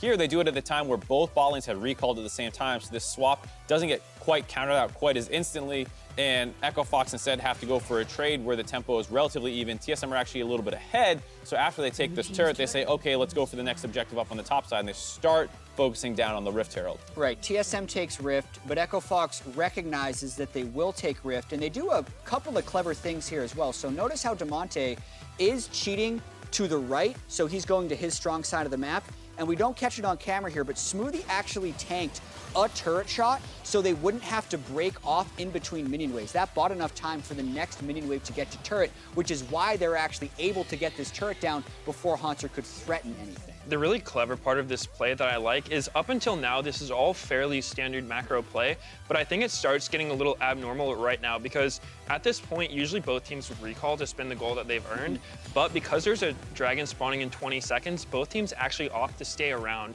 And now I would say that Echo Fox has the advantage coming into the situation because they're postured around the dragon first, and TSM kind of has to walk into them blind, which is always scary to do. What's nice, though, is that kind of down payment that they made with the Rift Herald is going to pay off because while Echo Fox is posturing around that dragon that's just spawning, they have complete vision control, TSM get mid priority and are able to drop the Rift Herald to actually take a turret here. And because now Echo Fox is forced out of the position that they were holding to go defend against the Rift Herald, now TSM can move in and actually start establishing their own vision. Alternatively, I think Echo Fox could have tried to go for Drake, but that's a risky play. Instead, they backed off, and then it's like, okay, well, we have teleport, so we're going to go for fight. Right, and so TSM in this situation, they were actually able to take a disadvantaged position, get a mid turret out of it, get the dragon, bait out a teleport, and get a kill out of all of this. So really like a good play by TSM, taking not a lot and getting a lot out of it. Right. 2 turrets for each team, but TSM gets the dragon, as you mentioned, also getting that teleport and even a kill. So, I mean, by all accounts, a win for TSM, but both teams playing to a relatively high level when it comes to the understanding of what, strategies were available to them in the moment and then picking the optimal ones. Right, and I think that's kind of what we were saying, where it's like, this is a better looking series so far. These kinds of plays, sure, there's still some like, maybe you shouldn't have gone in here, maybe they're not all on the same page, but the fact that they're all thinking well about the game is good to see. Yeah, I'm glad we're able to talk about this kind of play because it's one of those things that when you're watching the game, you don't always notice like why these things are happening or like why the teams are doing what they're doing because, everyone can see that like TSM's bot lane went top, but it might not always be clear why they did that. And like a big reason for that is just to get out of laning phase usually. Like if you have a bad top or bot matchup, sometimes you can just like send everyone to one lane if you have decent tempo for it. Tempo meaning like how fast can you push your waves? How fast can you like get to their turrets? So yeah, definitely some good macro play going on there. Yeah, and that sends the game into a little bit of chaos because when TSM did that lane swap, not only did they dodge laning phase, but they accelerated the pace of the game. There were so many turrets traded. I mean, after the Drake happened, we saw yet another turret trade where Fox took mid tier 1, TSM took bot tier 1. So now they're in a situation with 7 turrets in the game being down, Drake no longer up for another 6 minutes at 14 minutes. We had that discussion of what do you do next, which I like the discussion we had, and you can say what TSM ended up doing next and what they try to do next, but that's not a situation you're often put in where that many turrets are down, Drake is completely gone, and you're just kind of ready to go. And now, who would you say has the advantage with a more open map? Because there is like, a closed map situation where all the turrets are up and it's a very long laning phase, and there's more of an open map situation where like the tier 1s, the tier 2s start falling. And so in this game, who would you say has an advantage? I think for me, I often look at the team that has the more globals or the better like laning 1-3-1 matchups. So like Syndra Fizz is like, okay, there's no globals, but if you put Fizz in the side lane and Syndra in a side lane, like, give me the Fizz side, please. Right. And like, I kind of feel that way with Ryze, but I don't think Echo Fox has found a way to manipulate the map to set up side lane plays with the Ryze. Yeah, I'd want to get your opinion on this too, because my answer would be, from a comp perspective, I do like Echo Fox. They have a better long-range initiator than one of their side lanes, and also Ryze side lanes much better than Syndra, especially when the lanes are long. But because they're lacking vision control, that can get turned around on them, because this was your point, actually. TSM can ward up an opponent's side of the jungle and group invade, so they don't have to be isolated in side lanes. Right, and so I think those are all good points, and I would actually agree that I think Echo Fox, based on their team composition, does have a slight edge, because the Ornn ultimate is the big one. Ornn ultimate is such a good catch tool, and if you're against champs that have lots of mobility like Ezreal, LeBlanc, it's not that punishing, but if you're playing Syndra, you're playing Xayah, you have to invest some really big cooldowns to avoid that Ornn ult, whether it's Flash or Xayah ult. These are like 2+ minute cooldowns for an Ornn ult, which I think Huni's just stacking a lot of CDR, so he can just keep ulting. Yeah. And that will probably lead to a lot of catches for Echo Fox, which will then pressure TSM feeling like they have to group, and they're going to feel very scared spreading out at all. That gives Echo Fox a lot more leeway to like split push with Ryze.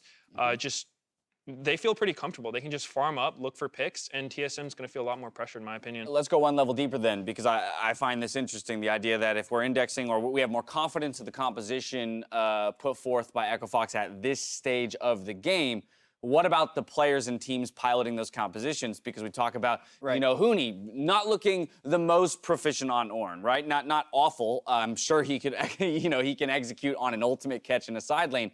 But there is something to be said for the teams and the way they execute in the late game. Echo Fox generally prone to making a few more mistakes that maybe give away a game than, say, TSM is. Does that weigh on your decision in terms of confidence from 20 minutes in? I think part of it has to do with how well they play with that macro, like you're saying, and I think TSM has showed that they're playing with tempo pretty well. So, like, while Echo Fox does maybe have better tools for starting fights in the side lane, if TSM is controlling mid and they're the ones always leaving mid lane first and collapsing on stuff, it's really hard to force things. And we've seen a couple times action break out around Huni that TSM is able to kind of get there first initially. And I think that's my concern for Echo Fox. Yeah, it's pretty funny how throughout the year watching TSM, no matter what composition they played and what the strengths of the composition would be, they would end up doing the same thing. So they have this Blade of the Ruin King, Rageblade Gnar, and he'd be like, I'm coming to the team fight, boys, and he just goes in for it. So at least this time, TSM's composition plays to their strengths, whereas for Echo Fox, even though they have strengths of being able to initiate well with Ornn and Zhao,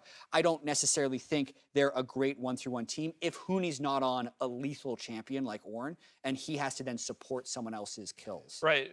Also talking about 1-3-1, I think that Echo Fox's comp's not really built for 1-3-1 that well, because they have Ryze, which is great for splitting, but Ornn isn't really a split pusher. Like, I think at this point in the game, he can still fight Aatrox decently, but he's not really going to get any advantage doing that. If anything, he kind of makes himself a vulnerability by pushing up really far against Aatrox. So I'm not really sure if that's the strat they're going to look for. If I was Echo Fox here, I'd probably look to set up some kind of like 4-1 where Ryze can split pretty aggressively. You just try to get him enough vision that he's not going to get killed. And then with the rest of your team, you control around mid and you just look for picks. You've got Varus, Morgana, you've got Ornn, so just a ton of pick potential. On TSM side, they also have some good pick with Rakan Skarner, but the Black Shield makes it very hard to engage, because if you try like flash Skarner ult and Morgana's there, shields it, you wasted some huge cooldowns. Yeah. It would be great if we could get the team comms up on the screen as well, so the viewers might have a better chance of following along. Hopefully we can work on that. Because I want to talk about this. If it's a 4v4, there's a chance that TSM has much better initiation, right? They have the Syndra in a group situation, and they have the Xayah Rakan. So yes, Echo Fox is good in a 4-1, but I want to find a way for Echo Fox to get anyone who's not Aatrox in a side lane, because I think that's when they make their play. If they can ever push the 1-3-1 enough that Bjerg has to go solo lane, that's when I think they need to collapse, because I think 4v4 is actually really scary. Right. Well, I think both teams have really strong initiation tools. Whoever kind of gets there first and has vision control should be the one to get the advantage. And I think what's happened a couple of times is Echo Fox actually makes the first play well, but then they get too ambitious and they kind of trade back. So there's been a number of times where they find the first kill in the fight, and then Dardoch dies a little bit, and then Huni keeps going in, and he dies as well. And I think if they can be a little bit more controlled, I actually like what I've seen out of Echo Fox's decision making. It's just that they always give that one kill back right now. Right. The first step in the play is always executed, near perfectly by Echo Fox, but sometimes it feels like maybe there wasn't a discussion about what happens next or after the first person goes down, and that's where you see people result to instinct. Huni wants to go in, the rest of the team wants to pull out, and sometimes it isn't necessarily, ending up as an advantage on their side and more of a trade back at the end of it all. What, if anything, though, have we learned now that we've got the compositions up on the screen, in terms of the way that the teams are approaching playing against each other? Again, we had the discussion about, do you attack Huni, or are we worried about that mid lane, Damonte against Bjergsen, and which champions might fall in favor of those champions? Mitos, did you like the double cleanse from the TSM bot lane? It's interesting to see that because it's actually what Echo Fox's bot lane ran against TSM when they lost that game 5 in the last series. And I definitely understand the thought process behind it. It's like, hey, Varus Morgana's got a lot of CC. Yeah. Cleanse is good against CC. Yeah, and they can't kill us. Yeah, and I mean, that is a fair point, but at the same time, you have to look at the cost. Losing like heal and ignite on your bot lane makes you so much less threatening. Like, you have a lot less offensive power because you're taking cleanse. It's a very reactive thing to do. So it seems like TSM's kind of just playing with the idea of like, all right, we're just gonna like take this game to late. It seems like they're kind of planning for late game from the very beginning. Like, we saw with the way Grig played, it's very TSM-esque the way they're playing. It's very controlled, slow, going for the objectives, the dragons, the herald, and just working toward scaling up for late game. What I will say about the double cleanse is doesn't feel so bad against Echo Fox, who doesn't really play through their bot lane right now. So you saw all the jungle resources seem to be spent more on the top side, and so the concern when you have this kind of like double cleanse is like, okay, they're hard to like all in with our first round of spells, but we have pressure on the bot lane and we use that. And I don't think they really did. And part of that goes to TSM swapping out of the lane as soon as they could, because they probably knew they didn't want to keep fighting. But it is something where consistently it feels like fights are breaking out around either Hauntzer and Huni or Bjergsen and Damonte. And so if you're saying we're focusing on late game because we're TSM and it doesn't feel like Echo Fox plays to their bot lane, I can see the logic there. Yeah, I heard the Chrono break was successful. It was successful. Woo! Players are getting ready and readying up on stage, so we won't send it out there until they're ready to go. I'm wondering if the Zillion ban is causing these Chrono breaks. We'll look into that. All right. Thanks, Meteos. Thanks for the think tank Meteos over here. I got a cool stat, actually. I haven't made like any graphics. Jet stats. Impromptu jet stats. Well, yeah, because it speaks to TSM's playstyle. So I had the stats team pull which role the other team kills the most. Okay. Right? The impetus for this, I was watching an IG game and they kept killing support. I'm like, wow, they must kill the support like a higher percentage of time than most teams. When compared to other teams in the LCS, TSM kills the enemy mid laner and AD carry substantially less than everyone else. So when they're generating kills, it's either on the support, the jungler, or the top laner. But is I thought was interesting. But is that because they're more reactive? So they're killing the person who's engaging, which is generally jungler or support. This is the beginning or top of the discussion, laner, right? Versus killing backliners who you would be diving or trying to kill if you're the aggressor. That is really interesting, and I think there's probably a lot of factors that play a part in it. One thing that, like the first thing that stood out to me is that I think TSM plays a very controlled game. They aren't the kind of team that's going to be just like diving you super hard. They don't play those champions, and it's not really their style. They're more of the team that they play the really strong backline comps. They usually fight front to back, meaning once you've killed their carries, the fight's probably long over before that point. Right. And a lot of it stems from camping on vision. Usually the first person to check vision is going to be the jungler or the support, maybe a top laner if he's grouped. But usually you're not having your Syndra just go, hey, they might be in this bush, I'm going to check it out. So. Right, and if you're playing front-to-back team fight, it's like, oh, there's the tank, 5v5, we kill the tank, we won the team fight, and then usually the carries back off, and you don't get a chance to ever kill them. So sorry, that was the stat from TSM's perspective. Yeah. They kill jungler and support more. Does that imply that Echo Fox kills mid and ADC more than anyone? Let me grab you didn't check that. Okay, I wasn't sure if you had full stat on both sides. Yeah, one. All right, give me a second. How about this one? Here's the brain teaser. Don't look too much Who on on the phone, Echo Fox get it. gets killed the most? It's top lane, I'm pretty sure. Like maybe. Maybe. Both that, Meteos stats. Can I play that game more often? Sounds easier. I feel like I'd be way more successful at Meteos stats. All right, so kill percentage for Echo Fox. They kill the enemy jungler 24.9% of the time, which is the second highest in the league. Dardoch's just aggro Optic all the kills time. the top lane jungler more, but they It's actually somewhat similar, but they actually kill the enemy support almost never. Lowest percentage in the league. Is that because they ignore bot lane? So they're like ignoring bot lane. It's probably got a lot to do with it. And Dardoch fights topside jungle and in Huni. This is all games of summer split, like plus.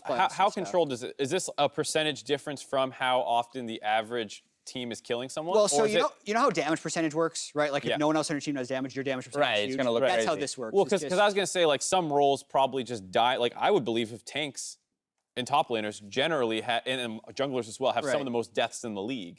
You look at Deathly on Golden Guardians having some of the least deaths, but it's because he's an ADC and he backs out of the fight once his front line goes down. Across the whole league, top laners die 20.6% of the time, junglers die 22.8% of the time, mid 18.3, bot 15.8, and support 22.5. Okay, so top jungle support, the front line. And then it's not like what percent more than other teams. It's just like that actual percentage. So for TSM, like they kill the enemy mid laner about 2% less than the league average, which is the lowest in the league.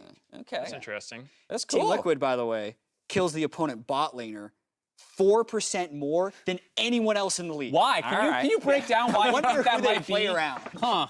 Weird. I mean, that's intriguing, right? It's cool to kind of track and how it might relate to overall a team's tendencies when it comes to team fighting. That for TSM, like they will take more measured team fights. They're going to fight on the vision and in a more prepared style. So no surprise that they index a little bit more towards killing the tanks than say diving to the backline and killing the backline carries. And then similarly for Echo Fox. But in this game state, as we're at, if we try and pull this all back, to this point, are one of these two teams set up better for doing exactly that? Because you earlier said that you feel Hauntzer is actually playing a front line better on Aatrox than Huni is right now on Ornn. And so this isn't to say that, the champion in its kind of the way it is perceived isn't necessarily the way it has to be played. You can play a frontline Aatrox even though you're building a Black Cleaver. Yeah, it's looking to me like Echo Fox isn't going to win the 5v5 team fights. Okay. So I think they need to attempt to set up 1-3-1, wait for the soul lane to get isolated, and go there. But I think this game is pretty heavily trending towards TSM, assuming no one is mega tilted after the long pause, which is a real factor, because I think they've been getting the team fights, and they've been outplaying them in the team fights. Yeah, Meteos, it's been a long pot. Well, never mind. I will ask you this question later. As we jump back into the game, we're going to throw it out to the casters for the call. This 60 Ladies and gentlemen, we are back. It has been a hot minute, but we are once again back here to bring you game number 1.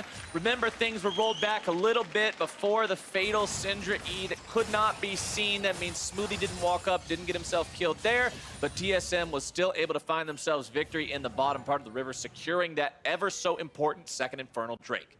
Yeah, exactly. So the gold lead, not too big, but again, it is about those neutrals. It is about the double Infernal in particular, as you pointed out. Going to be so big for Hauntzer, for Zven, and for Bjergsen here. You can see Zven trying to get cheeky there with the feathers, steal away that blue buff. Damonte's got it for himself, but over the wall comes Mithy, forces out the flash from the Echo Fox mid laner to keep himself alive.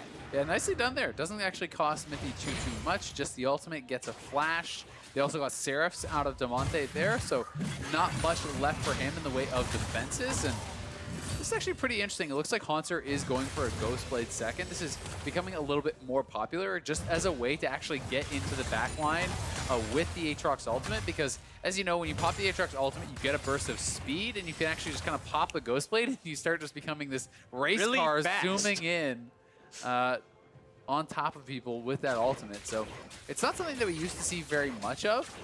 This build also allows you to get to 40% CDR very quickly because he is going for the 10% CDR talent in Sorcery. You grab your call fields right after the Black Cleaver, boom, already 40%. You can start to spam it out and can be pretty powerful.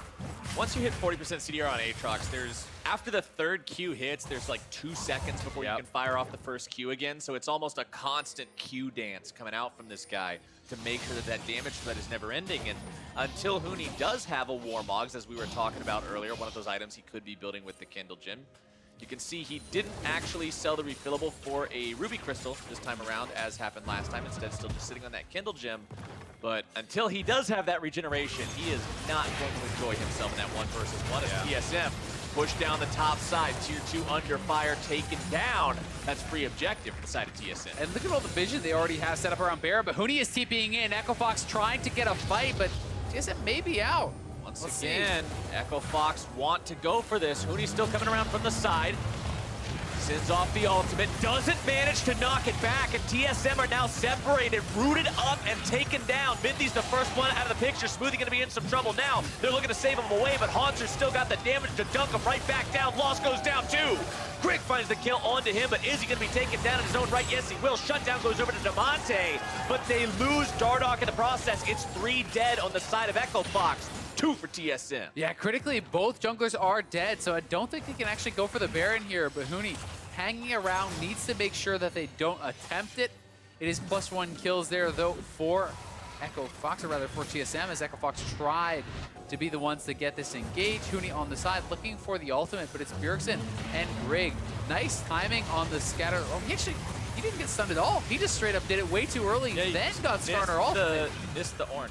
On the other side, though, Hauntzer with a really nice combo. Good timing out of that stopwatch to actually burst down Smoothie. And yeah, in the initial play, I just assumed that he had actually gotten CC'd up, and that caused him to miss the Ornn redirect. Perhaps feeling some pressure to actually get it out earlier, though, because he knew the CC would be incoming. Either way, Huni not able to hit the engage there, and Hauntzer was caught on this ward. And Huni looks like was able to actually pick up a kill, and no, not quite. Now it's back to live. Oh, Huni again, 1 and 4 this game. It did cut out before he got the kill, but Hauntzer's dead, so I'm assuming he killed him in the brush there where we were in the last replay. Then we went to live, and we see Huni die, so I think he did at least... We're all over the place, man. He did at least get the kill on Hauntzer, and we may find that out from the next replay, but either way, yeah, Huni definitely having a tough time. And you can see on the side of your screen right now, in the quarterfinals match against TSM, he averaged 4 deaths per game. He's already up to 4 right now, and as the front line, you got to expect you're going to eat a few more shots by the end of the game. Yeah.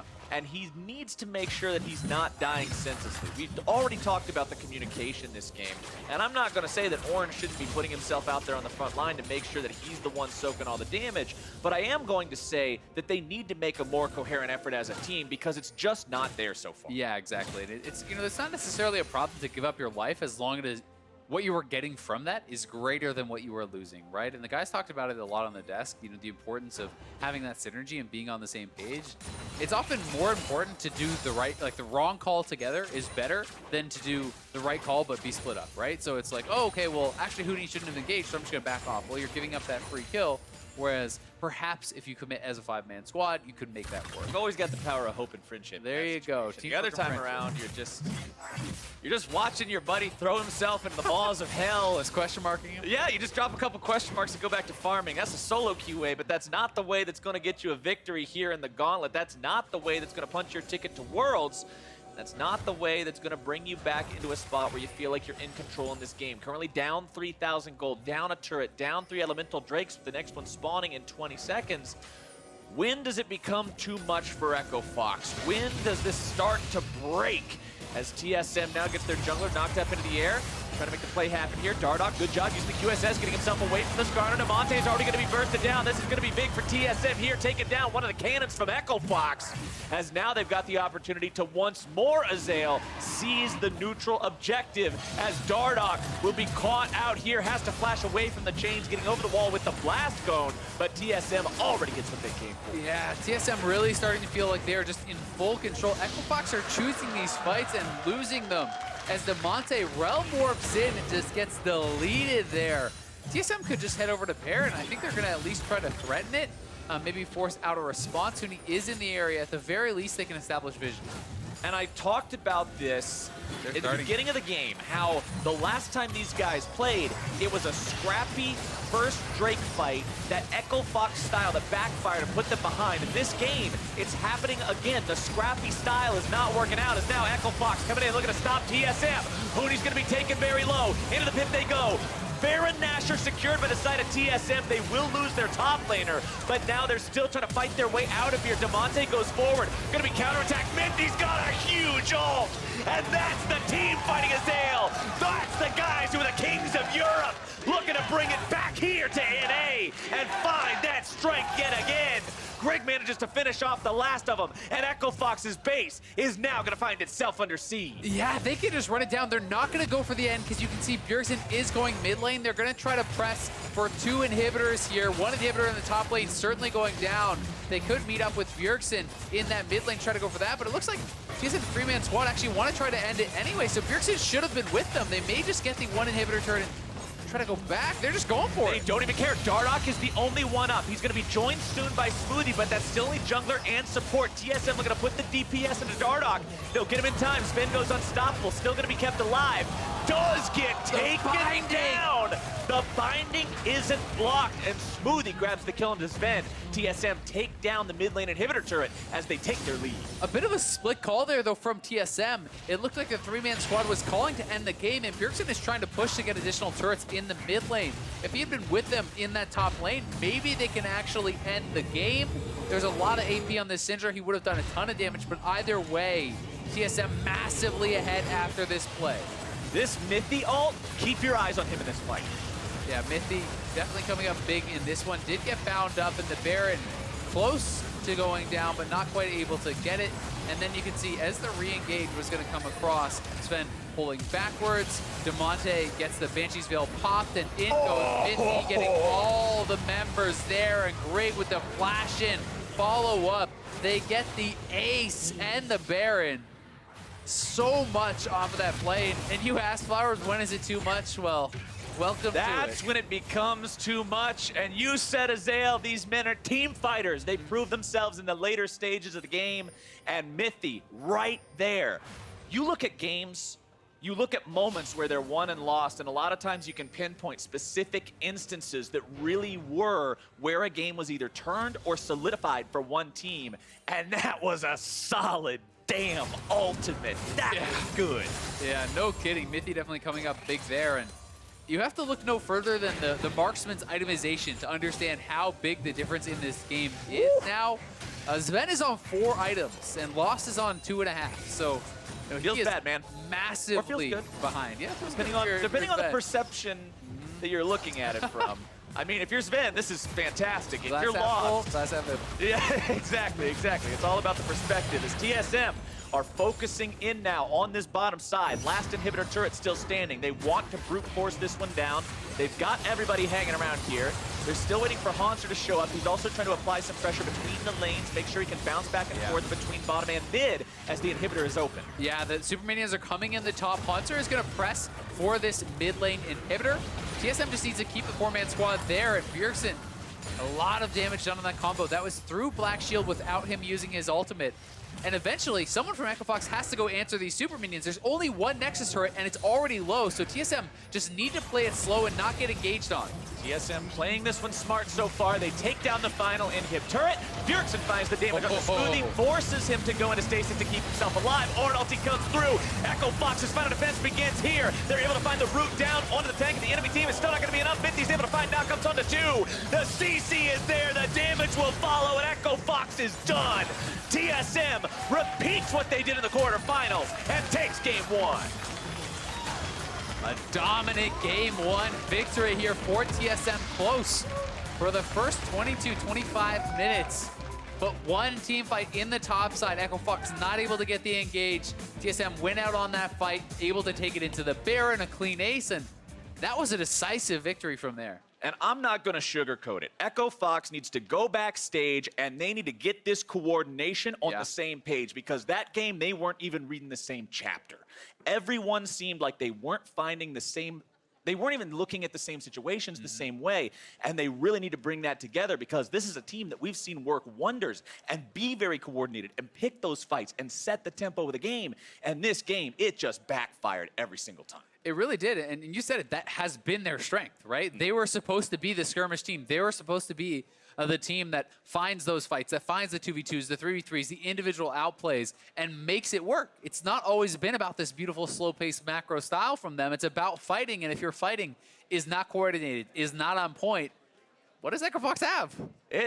They have themselves a situation that they need to find a remedy for. And for now, on how game 1 went the way of TSM, we're going to send things back over to the State Farm Analyst Desk. That's exactly right. Captain Flowers, thank you very much. TSM coming away with the victory. Quick to end after resuming from that pause. It seemed quite dominant. And Meteos, before we dove back into the game, I was just about to ask you what the duration of a pause like that can do to a player. You yourself have sat through a number of them at times in your career, and I can only imagine, but I'd like to hear straight from you. Pauses are very rough on players. I actually tweeted out right before this at Meteos LOL on Twitter that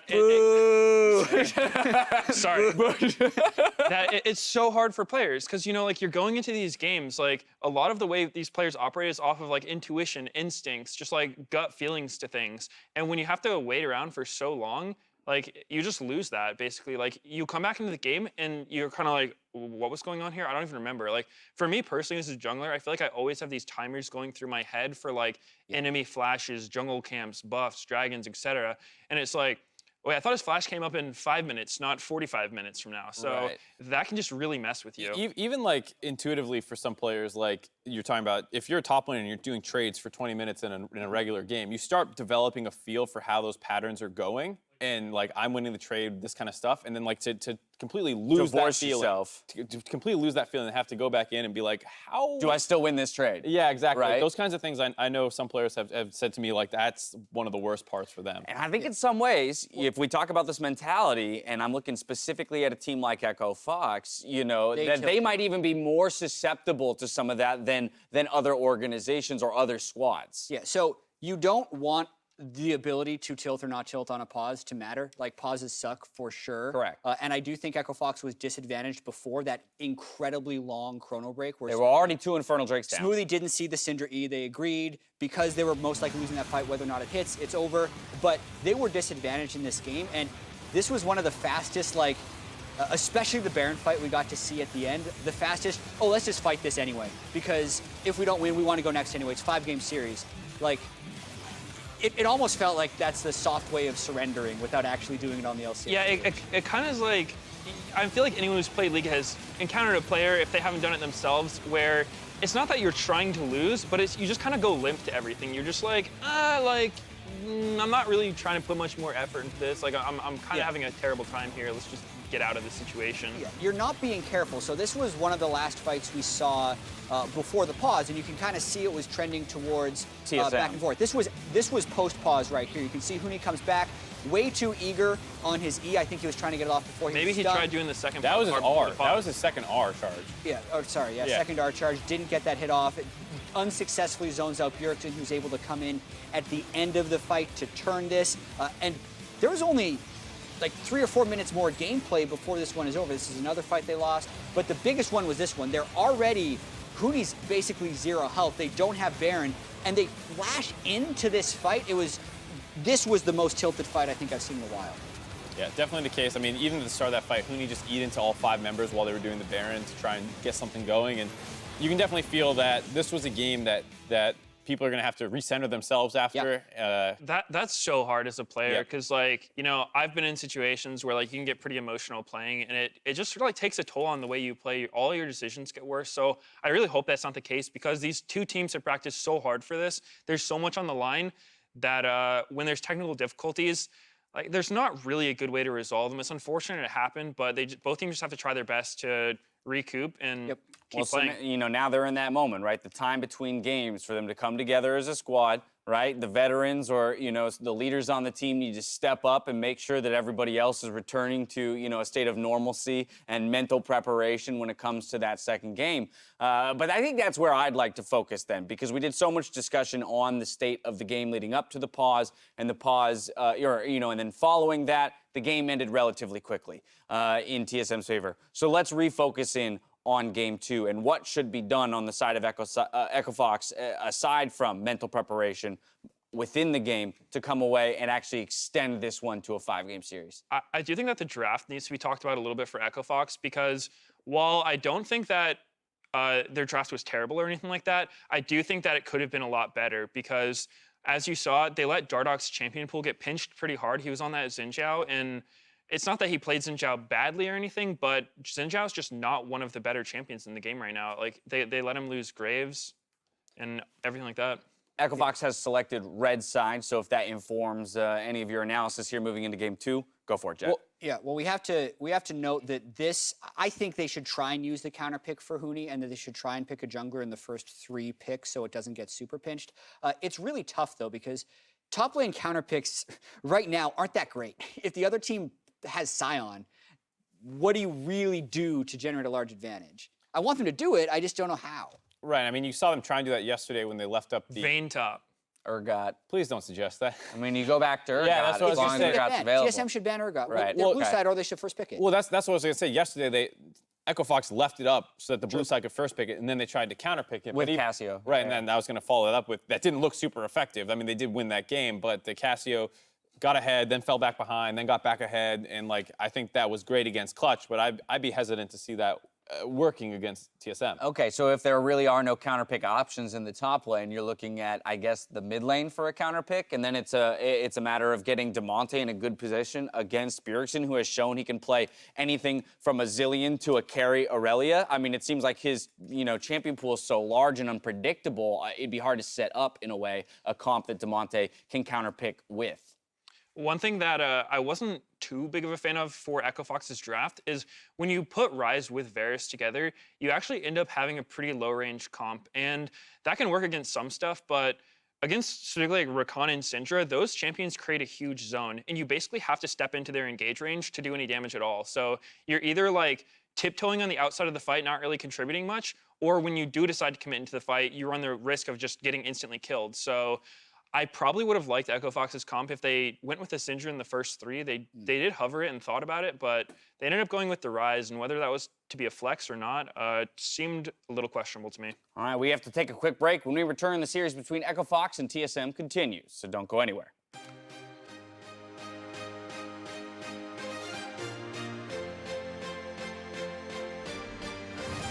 For Bjergsen. The Ornn, baby! Under the turret they go, and first blood goes to Dardoch, but it's a return kill. That's 4 hit by the first part of the horn. It's going to be 3 knocked out by the second. The root comes through. It's a lot of damage going in onto TSM right now, but can Echo Fox follow it up? Hauntzer on the front line, going to be taken very low, but Bjergsen has bursted Huni. I have nothing, care. I don't know if we win. You can't jump, you can't jump. I'm slow. Heal up. Help me, help me, help me. Yeah, nice. Mithy's the first one out of the picture. Smoothie going to be in some trouble now. They're looking to save him away, but Hauntzer's still got the damage to dunk him right back down. Loss goes down too. Damonte goes forward. Going to be counterattacked. Mithy's got a huge ult. And that's the team fighting Xayah. That's the guys who are the kings of Europe. Looking to bring it back here to NA. Mithy's able to find knockouts onto 2. The CC is there. The damage will follow, and Echo Fox is done.